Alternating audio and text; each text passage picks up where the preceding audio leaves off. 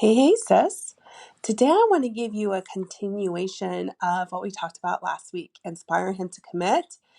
So the formula was to become the source of pleasure to him in two ways, by making him feel respected, and by making him feel wanted. And then the second step would be to make sure that he knows that he pleases you, to make sure that he knows that you find pleasure in him. And I was thinking that when it comes to making him feel wanted, it's particularly tricky because we as Christian women are trying to save sex for marriage. And so, how can we make a guy feel wanted by at the same time, like, not making it be sexual, not making it be something that we start before we want to start? And I thought about, how did I do that when I was single? Because I saved sex for marriage and I wanted to be very modest and very chaste and very pure. And I did. And I thought about, like, what were the tools that I used to make Caleb feel wanted, but still preserve the purity of our relationship? And I thought I have actually three kind of like tools that were in my toolkit that I want to share with you today. The really great thing about these tools is that they will totally take you out of the friend zone and make it more likely for him to feel inspired to commit, because this will be how he feels wanted. This will be how he feels desired, but also he will see that you're a woman of the Lord and that you're saving sex for marriage, and he will actually be even more drawn to you. To find a woman, I want you guys to think about this. To find a woman that makes you feel desired while being chaste, it's like win-win. Where is he ever going to find a woman just like you? Okay? So here are the tools that were in my toolkit. There were three things: talk, tone, and touch. Okay? Do you see, right? Like, I hope you're getting excited just by hearing that. Let me go into more detail.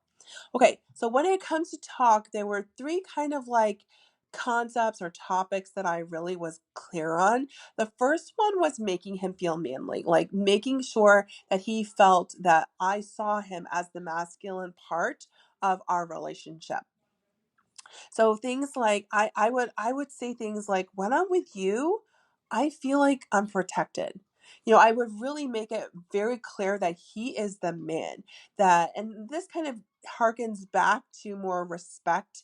But this is deeper than that. This is making him feel like a man. Like, even just saying, like, I love that I'm here with a man like you, or I'm so glad to have met a man like you. Like, it just instantly makes him like puff out his chest and feel amazing. So that's the first thing that I think about when it comes to talk. Like, one of the topics that I talk about is making him feel manly. Secondly, I like to think about like how he makes me feel.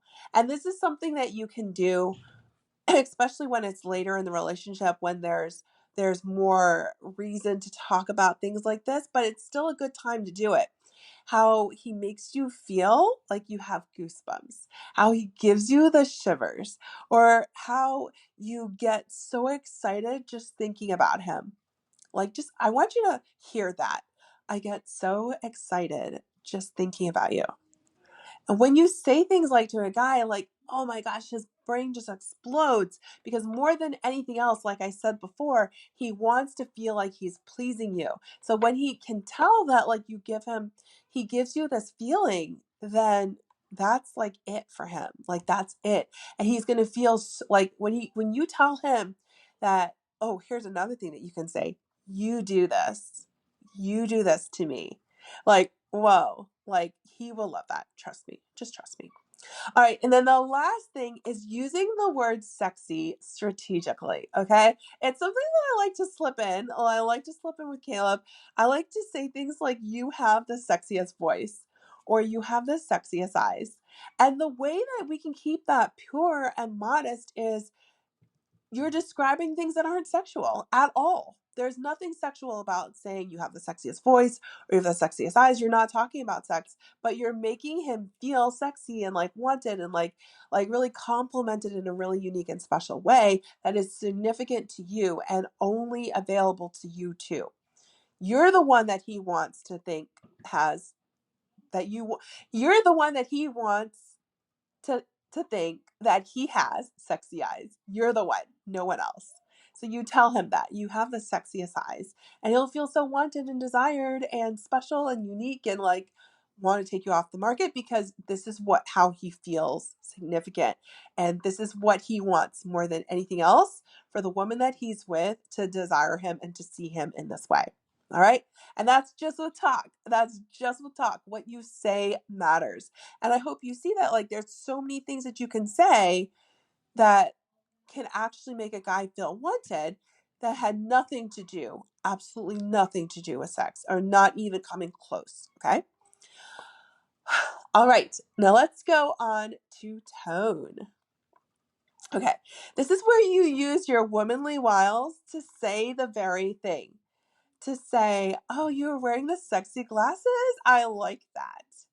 Like, just saying, I like that. Or, I want you to think about like a guy walks in to your singles group and he's wearing a black shirt, maybe some black glasses. And you say, you look so hot. You look so hot. And just by using your intonation of your voice, you can say something to a guy that you may not have said before, but just because you use this fun, lilting, feminine, playful voice and tone, you can say something like this. And who knows what will start. Like telling a guy, you look so hot. You look so hot. Like, just by saying that, he's instantly going to look at you differently. He's going to think about you differently. All right. And then you follow it up with touch. You go over to him and you tell him, oh, hey, I really wanted to tell you something. And you like grab his forearm, like the inner part of his arm. Yes, there's an erogenous zone there. You grab the inner part. I wanted to tell you something.